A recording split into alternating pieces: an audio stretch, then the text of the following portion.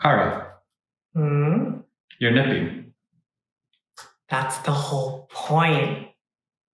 Hey y'all, it's Courageous coming back from a very long hibernation, but I just want to take this time to just kind of give you all life updates. October 18th is my anniversary, and it's been 1 year on hormones. So I just kind of wanted to just share my journey with y'all. I know it's been a minute. So when I tell some people that I've been on hormones for about a year now, that surprises a lot of people. A lot of people think that I've already been on hormones this entire time, and that's simply not the case. I went kind of an unorthodox route when it came to my transition. I socially transitioned, started living full-time as a woman for the past 4 to 5 years, but I never actually medically transitioned. And at a certain point in my life, it was something I simply didn't want for myself. But at the same time, there was a lot of fear and stigma surrounding it, medically transitioning. I had always had a fair amount of passing privilege. You know, I was always very feminine, I was always very passable. And so I was able to just transition seamlessly into society without having to undergo medical treatment. And for a long time, that was kind of a badge of honor.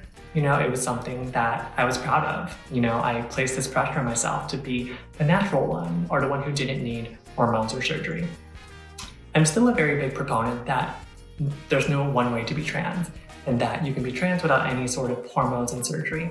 And so for me, when I thought about medically transitioning, there was a judgment that I placed upon myself that to undergo medical treatment would be me selling out, or that I'd be cheapening the features or the gifts that I was already blessed with. For a long time, I was really just judging myself for wanting these things, even though there's nothing wrong with wanting these things.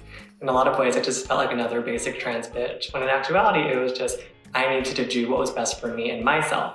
So for a really long time, I was really resistant to this idea of transitioning.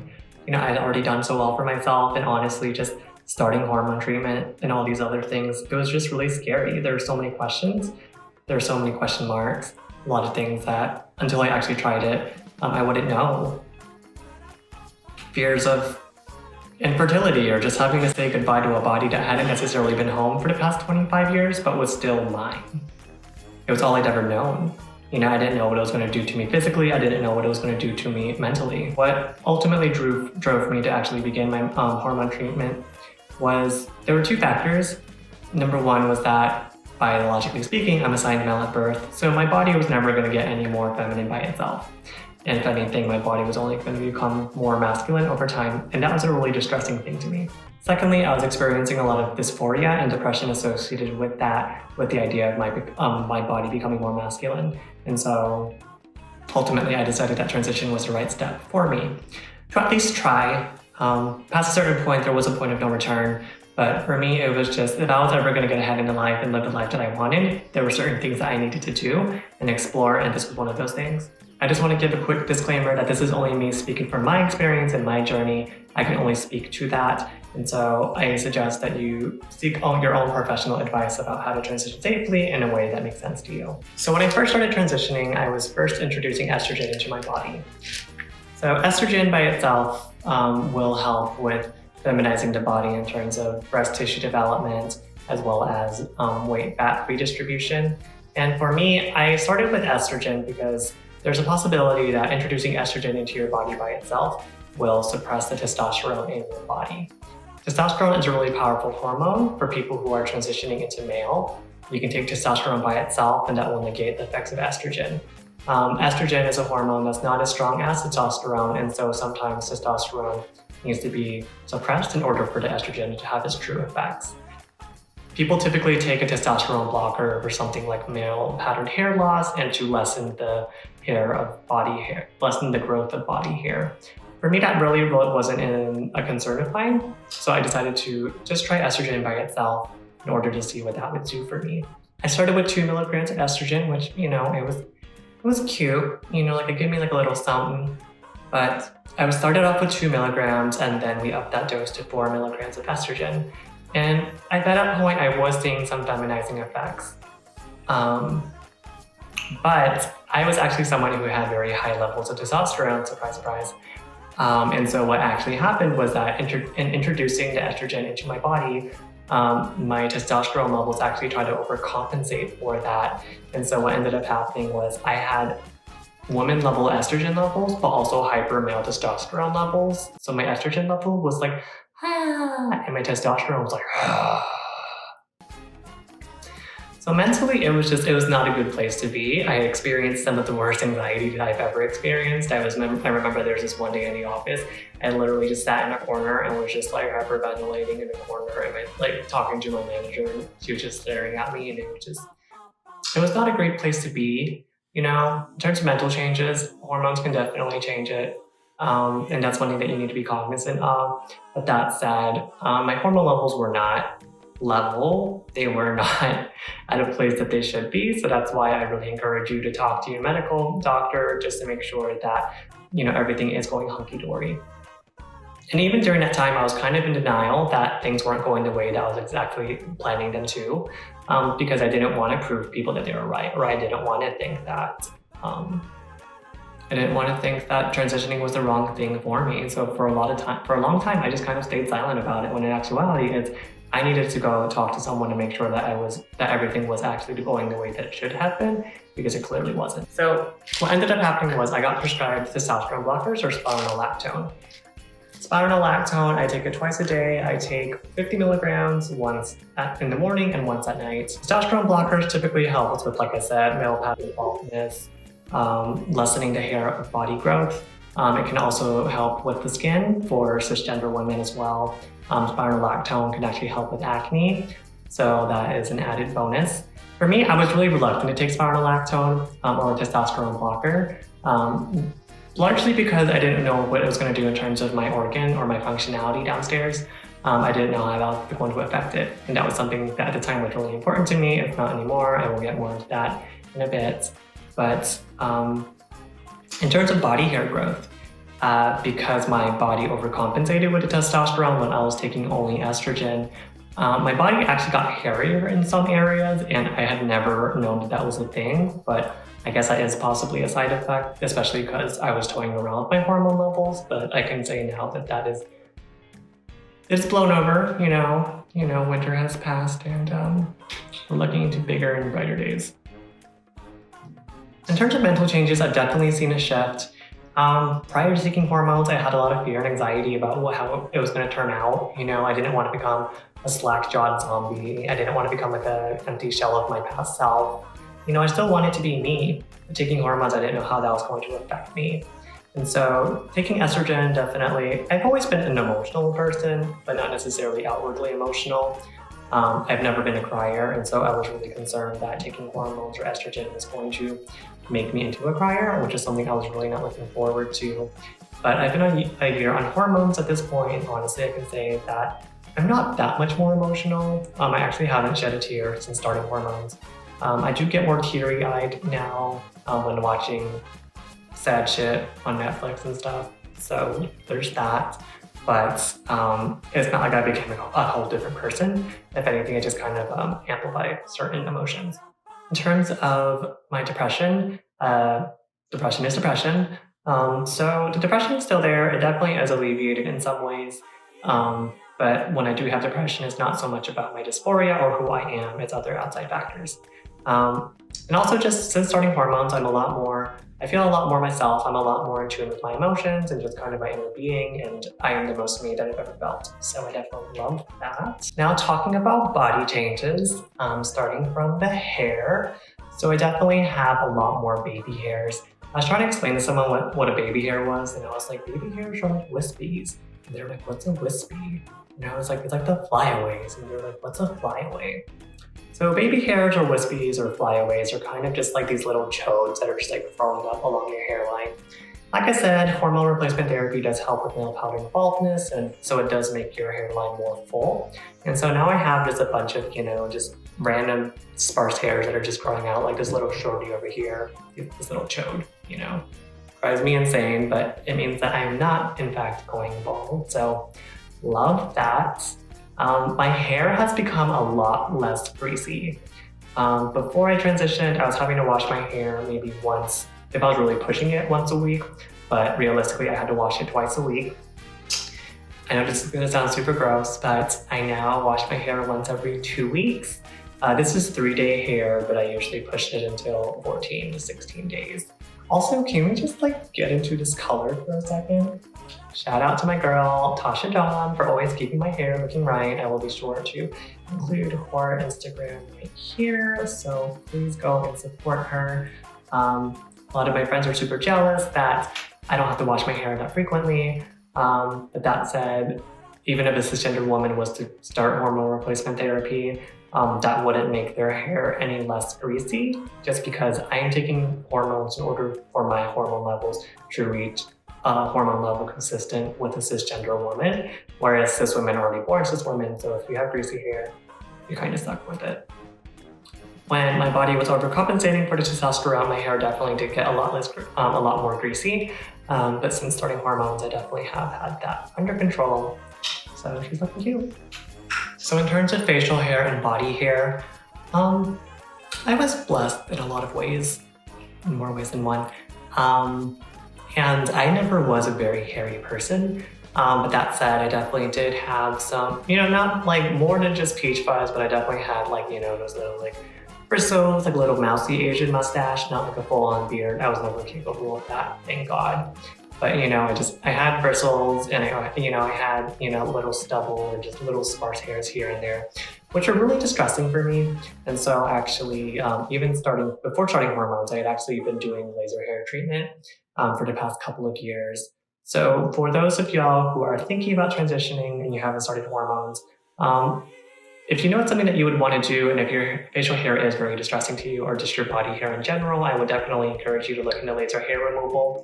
Definitely taking hormones will lessen the hair growth in certain areas, but laser hair removal will be able to get rid of, those really stubborn hairs or that bristle, or, just like that underlying the protrusions. That 5 o'clock shadow, if you will. It can go away with that. And so I did laser hair removal, and I did about a dozen treatments on various areas of my body. And so facial hair can be a dead giveaway in terms of just a male and female face. And so if your facial hair is distressing, I would definitely encourage you to look into laser hair removal even before you started hormones, because hormones are great, but they're not a miracle worker. And so there are other treatments that you may need to do in order to get the results that you're looking for. In terms of body hair, there definitely is less of it. I don't have to shave as frequently, which is really nice. The hair is thinner as well. Like I said, my body got hairier in certain areas because of the testosterone, and it never necessarily went away. So I don't know if I'm just a special case, but that's what happened to me. So I am having to look into getting laser treatment on other areas as well to help mitigate those results. So some ups, some downs, but overall happy with that. I'm not a werewolf, thank the Lord. So in terms of my face and my body skin, my skin definitely has softened. I could feel it a couple months in, like when washing my face, my skin definitely got a lot smoother. I was always blessed with very good skin. Don't hate me. Right now, all I'm wearing is eyeliner and mascara. I'm not wearing anything else, no concealer, no foundation. So you'll see this in a video later. Yeah, my skin's always been very smooth, but it definitely has improved. Like I said, spironolactone is also used to help with acne, which is something that I never really struggled with, but it can help with that as well. So my skin has definitely gotten soft in a lot of ways. Yeah, legs, arms, just full body, yeah, smooth. I watched another trans YouTuber who said that they no longer needed to moisturize because of that. Because of the taking hormones, that wasn't the experience for me. I definitely have to moisturize. I have to moisturize twice a day because I have very dry skin. I do suffer from eczema. So that is something to be wary of. My body odor has essentially just gone away. Not that I ever wore deodorant. I know that might sound super gross, but a lot of Asian women don't. Back then, should I have? Probably. But now that I started hormones, I have no need to. Actually, I'll let someone else to be the judge of that. It's been a while since I've been around people.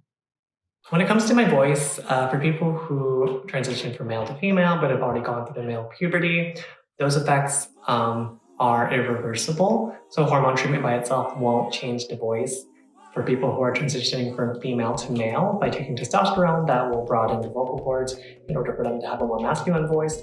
But for people who have already gone through the male puberty and already have their vocal cords broadened by the testosterone into puberty, those are irreversible. So without vocal training or without vocal surgery, the voice that you have is the voice that you have. So with vocal training, my voice has definitely improved in a lot of ways. Thanks to an angel named Jane. I will include her information right here. She is doing teletherapy right now, so please go and support her. My voice has improved and feminized in a lot of ways compared to what it sounds like. I'll give you an example in a little. For everyone who has been following my journey, I was supposed to get vocal surgery this year in Korea back in April. April got postponed until September, and ultimately right now it is postponed indefinitely. But rest assured, when there's a safe, effective vaccine for COVID, I'll be the first one in line to get that surgery. A huge thank you to everyone who donated to my surgery. We actually raised over $8,000, almost $9,000, which is twice the goal amount that I was fundraising to begin with. But for everyone who supported me in that fundraiser, thank you so much from the bottom of my heart. And the surgery will happen one day when it is safe to do so, but now it's just simply not the time. See, it's times like these that make me question Alan's identity. See, it's times like these that make me question Alan's identity. It's so weird. Actually, he's pretty secure with his identity. I just don't like it. Actually, he's pretty secure in his identity. I just don't like it. Oh my god, that's so cringy. Yeah, so vocal training, just your voice is a muscle. And so once you practice using certain muscles and you retire other muscles, it gets harder to reproduce those sounds. So that's how I used to talk back when I was forcing my voice to sound more masculine. And now that I have gone through voice therapy in order to feminize my voice, it's harder for me to reach those notes. And so I kind of sound like Barney, but it also sounds like, in some ways, like Mulan trying to like sound like a man, which is a really great place to be. I got mammed on the phone the other day. I was really happy about that. But yeah, my voice is something that I'm still working through each and every day, definitely still practicing. So thank you, Jane, you are a lifesaver.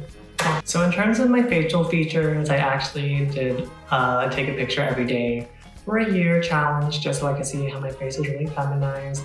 So let's take a look.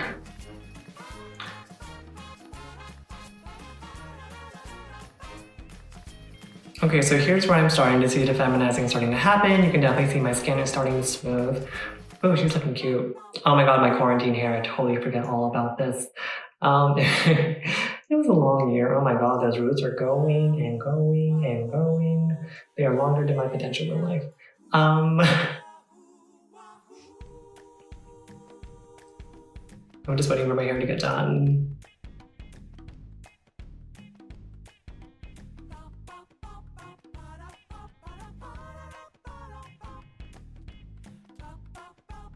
Okay, thank god. Okay, my hair is finally getting done at this point. Oh, my hair's looking cute.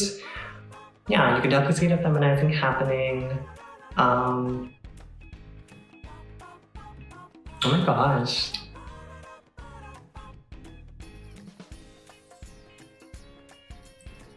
So even before I started transitioning, I always had very feminine features. I was always very soft. And so hormones for me was just kind of like that extra push that I needed. But in the same way as that when you look back at a picture of you from a couple years ago, you're like, that's what it used to look like. That's what it's like for me. It's really jarring to know that that's how I looked a year ago, even though even back then I was still soft looking, but now knowing what I look now, which is what I'm used to, yeah, it's really jarring to look at. That's what I used to look like. So definitely my skin has really gotten better. My features have gotten softer. I notice it, or I've been told that it's particularly in my cheeks.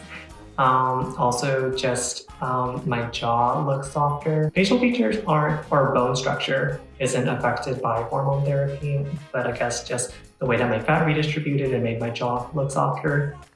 Someone made the observation that my upper lip also looks a little bit more full. I don't know about that, so you can be the judge of that. But I'm super happy with how my face is looking these days, so yay. So in terms of my waist and my butt, that ass though, I used to be super flat as a pancake, and I can say that hormones have definitely helped my body look better. My weight has definitely redistributed as well as what little fat I already had. I remember it was the 3-week mark of hormones. I actually hadn't told my family that I had started transitioning, and my brother looked over at me and he went, "Did your butt get bigger?" And I said, "Thank you for noticing." Like, y'all don't understand, okay? Like, I'm from Texas, and to be objectified by your own brother is like a rite of passage. It's like chef's kiss. I have never felt so affirmed or seen. Okay, I'm joking. But not joking, my ass has definitely gotten bigger. So we love that, a little cushion for the cushion, if you will. I actually started working out recently, so I don't know if that probably has something to do with it. So thank you, Blogilates. I owe my life to you. But yeah, even just looking at a photo of my body a year before and a year now, you can definitely see that I lost a lot of muscle mass. I do have slightly more curves. It looks like in this picture that I actually lost weight. I may or may not have. Quarantine has not really been kind, but you can also just see that I have more fat deposits in my ass. So there is that. So in terms of my breasts, my little chesticles, my little titties, my little mosquito bites. Actually, for me, breast development was like something that I was super hesitant about. It was actually probably one of the main determining factors of why I didn't want to go through a hormone replacement therapy in the first place. Tits just never did anything for me. I never liked looking at them back in the day, let alone having my own set. Big nipples just really are off-putting to me. And knowing, like, having my own set to me was just like a really jarring thought, you know, but it was a side effect of going on hormones and it was something that I had to accept. But also I just kind of had to realize that, like, I was very flat-chested. I was so thin. Like, I was so flat-chested that, like, my chest concaved. Like, my chest was so flat that if you used my chest as a writing surface, you'd be able to punch a hole through it. Because I was so skinny. So actually, I can say that I'm actually very pleased with what the hormones did. Prior to transitioning, if I had tried working out, no matter how many days I did chest day or whatever, I was never gonna have pecs. And so actually now, being on hormones, you know, having a little something, you know, a little nub, you know, a little womp. I look a little less sickly. You know, I just kind of skipped on over to cheat day so that I could have a little something, you know. And now, now that I do have them, I can kind of see the appeal. I do catch myself just randomly caressing and fondling myself in public, and my friends have to, you know, slap my hands away and say, "Stop doing that, that's weird." You know, so I'm starting to understand the appeal. That said, they do suck in a lot of ways. They're always sore, they're growing, they feel like bruises. I can feel them whenever I am going up and down the stairs. You know, just I am a proud member of the Itty Bitty Titty Committee. And honestly, I don't know why anyone would ever want to go bigger. They're already tiresome and exhausting to me, and I just have tiniest little things. And oh my god, bras, forget it. Over-the-shoulder boulder holders? No, thank you. I like having small tits. There's a lot of things that I cannot wear, but there are a lot of things that I can wear. And I love not having to wear a bra. Not saying I should have to, but like I like not knowing that I need to. It's nice. I've bought bras, I don't wear them. I probably knit everywhere I go. But let me tell you, first time I realized what bras were for the support, was the moment I was not wearing one. I was on the Matterhorn at Disneyland, and let me tell you, okay, I was going down a mountain at like 60 miles per hour. I don't know how many hours it was going, but it sure felt like that. And honestly, I could just feel the full force of my little chesticles just like reverberating down the mountain, just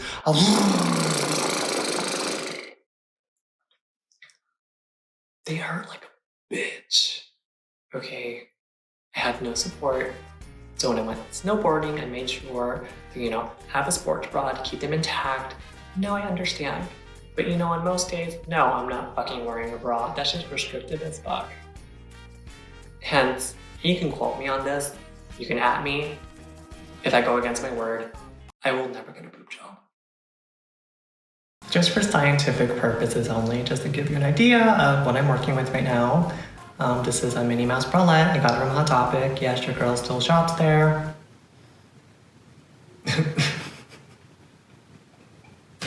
I'm literal trash. I believe this is supposed to be a 32A bralette, and before I started transitioning, this was completely just empty. Like you can still see kind of little pockets, so I haven't quite yet filled that out. But before, like it would have been coming, like literally just coming off of my chest. So, she's not blessed by any means, but again, like I said, just a little something. Okay, so this is like the only bra that like remotely like fits me well. According to Victoria's Secret, I'm a 32A, and before you at me, yes I know, Victoria's Secret is problematic, but like I'm a 26-year-old woman going through her second puberty, and I never had that rite of passage of going in to Victoria's Secret when I was 13 and getting awkwardly groped by a worker who was underpaid and could give 2 fucks about giving me the right proper size. But if said worker is going to tell me that I'm a 32A, which is the biggest that I will probably ever be, I will gladly take it. Thank you. Now about my organ. They tell you this, but like you don't really like know what it's like until you actually, once it happens. So your gonads shrink, which sounds so gross. It just becomes like a cute little like, just like a thing, like I don't think it like shrank, but like the only way I can like put this is like, imagine if you like hit Command A on your genitals and then you like resized it diagonally. So like it shrank in proportion. Like I don't know how else to put it, but yeah, it definitely has shrank when it's not being stimulated. I think when it is stimulated, it's actually, I can't really necessarily tell that it's shrunk, but it definitely has. So there's that. So in terms of my like urges or desires, let me tell you, okay, my urge/desire just plummeted, okay? And you can quote me on this, and I will forever say it. Best decision of 2020, going on testosterone blockers, okay? When you are not perpetually horny or just wanting to, just rub up against on trees and shit, you have so much potential, like all that time and energy that's being devoted towards thinking about your urges or desires just plummeted. Oh my God, you have so much time in the fucking world, okay?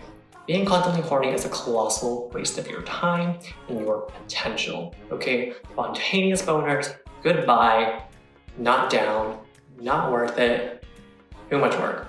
Case in point, right now it is 11:57 p.m. and I just realized today that I hadn't even thought about relieving myself until this exact moment. Mind you, right now we are in a global pandemic, in quarantine, by ourselves, inside, all day long, with nothing to do. I'm sorry, I believe that's called, power. Oh my God. Hands down, best decision ever. So functionality for me was something that was a really big concern of mine, but I am taking a dosage of testosterone blockers that make sense for me to make sure that I'm still able to have some functionality. They usually help when there is a source of inspiration, if you will. If you're watching this, you know who you are. You know, there's a time and place for everything. When you have the object of desire in front of you, sure, yeah, you know. But when not, so great. So prior to transitioning, I actually had to make a decision for myself about whether or not I was going to freeze my sperm. And this happened about a year ago when I was 25. And when I was just saying goodbye to my body in a lot of ways, it was just really odd just having to, you know, take these kind of preparations to make a decision for something that was like, that could impact my life maybe 10 years down the line, but having to make a decision right now, today, in order to have the opportunity in 10 years time, that was something that I wanted for myself. And it was just, yeah, it was just a really weird mindfucky thing to just think that I had to kind of plan that far ahead. But I did go ahead and freeze my sperm just because once you start transitioning, your ability to procreate or you'll be able to produce sperm, that would be enough to fertilize something. Super gross. Yeah, you won't have that ability to. So I went ahead and freezed it. When I was doing my research, a lot of trans YouTubers said that they regretted not doing that. So I just did that for my due diligence. So just make sure that if that's something that you want for yourself, that that's something that you should take into account. So in terms of secretions and emissions, they are definitely not as robust as they once were. They're not as milky, but they're definitely still there, still capable of doing that. It's just not like, you know, complete like, you know, fountain. Which, with the exception of like aesthetics, like, I'm good. In terms of the big O, this was something that I didn't, or they had warned me about, but like until I actually experienced it for myself, I honestly couldn't tell you that, yeah, this was not what I was expecting at all. But yeah, so typically when it comes to the big O and your organ, for people who have male hormone levels in their body, the big O experience is just kind of consolidated into organ, you know, like it's consolidated in that one area and it's just, ha. Whereas for people who have female level hormones in their body, it's a more full body experience. So I definitely do experience that now. At the same time, and this is something that I wasn't expecting. I don't want to say that there was like a feeling of sadness attached to it when it changed, but it was just, you know, I had spent however many years of my life experiencing it one way, and then just experiencing it in another way. You know, like it was just different. Both have their benefits, both have their pros and cons, but that was something that I was not prepared for until I actually experienced it for myself. So that might be the case for you.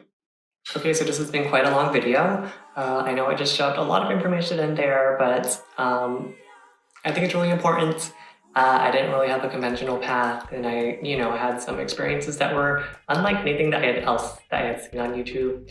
So I just wanted to document this. Hope that for those of you who are watching who made it to the end, that you got something out of it, that you learned something. Just some closing thoughts for y'all.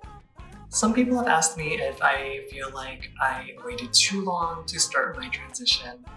And honestly, my answer to that is no. I took the time that I needed to in order to make sure that this was the right decision for me.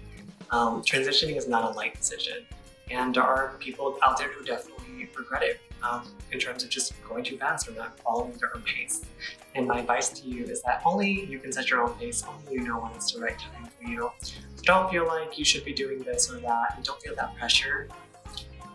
Puberty for a person ends around the 25-year mark, and so I successfully finished one puberty only to jump right back into it with my second puberty and try to reverse the effects of that first puberty. And some people might think that, oh, like I waited too long, but for me, I don't regret it. I took the time in order to make sure that this was the right thing for me.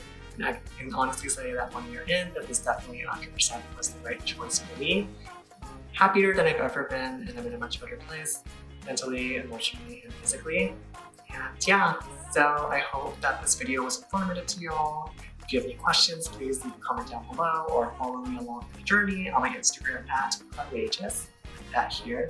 And yeah, always feel free to reach out with questions, slide in my DMs, all that jazz. So yeah, thanks y'all.